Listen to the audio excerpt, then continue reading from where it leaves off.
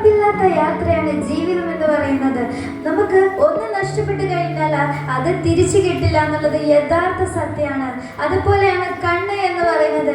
കണ്ണ് നമുക്ക് നഷ്ടപ്പെട്ടു കഴിഞ്ഞാൽ അത് തിരിച്ചു കിട്ടില്ല, അത് നമുക്ക് തിരിച്ചു കിട്ടുകയേ ഇല്ല. സോ കണ്ണ് കാണാത്തവരെ, അല്ലെങ്കിൽ ചെവി കേൾക്കാത്തവരെ, സംസാരശേഷിയില്ലാത്തവര്, അംഗവൈകല്യമുള്ളവര്, പുച്ഛത്തോടെ നോക്കുന്നവരുണ്ടാവും, താഴ്ന്ന രീതിയിൽ സംസാരിക്കുന്നവരുണ്ടാവും. അവരോട് എനിക്ക് പറയാനുള്ളത്, ഒരിക്കലും നിങ്ങൾ അവരെ പുച്ഛത്തോടെ നോക്കാൻ പാടില്ല. കാരണം അവർക്ക് ഒരു വേർതിരിവ് നിങ്ങൾ കൊടുക്കാൻ പാടില്ല. കണ്ണുള്ളോർ കാഴ്ചകളൊന്നും നേരിട്ടറിയില്ല, കണ്ണുള്ളോർ കാഴ്ചകളും നേരിട്ടറിയില്ല. സോ കണ്ണുള്ളപ്പോൾ നിങ്ങൾക്ക് അതിൻ്റെ പേര് മനസ്സിലായി, കണ്ണില്ലാത്തപ്പോഴാണ് നിങ്ങൾക്ക് അതിൻ്റെ പേര് എന്താണ് മനസ്സിലാവുന്നത്.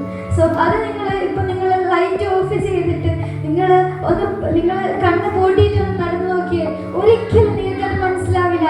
ഇപ്പോൾ നിങ്ങൾ വിചാരിക്കും ഞാൻ ഇപ്പോൾ പറയുന്നത് നിങ്ങൾക്ക് ഒരിക്കലും മനസ്സിലായില്ല. സോ നിങ്ങളുടെ കരിയറിൽ അല്ലെങ്കിൽ നിങ്ങളുടെ ലൈഫിലായിരിക്കും നിങ്ങൾക്ക് അത് മനസ്സിലാകുന്നത്. ഒരിക്കലും ആരെയും വേദനിപ്പിച്ച് ജീവിക്കാൻ പാടില്ല. നിങ്ങൾ എത്ര ആക്ഷൻ കാണിച്ചാലും, നിങ്ങൾ എത്ര ചെവിയിൽ പറഞ്ഞാലും അവരുടെ ഹേർട്ടിലായിരിക്കും അവരുടെ കണ്ണ് എന്ന് പറയുന്നത്.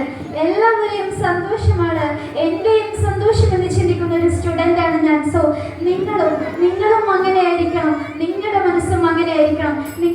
Thank you. അസ്സലാമു അലൈക്കും.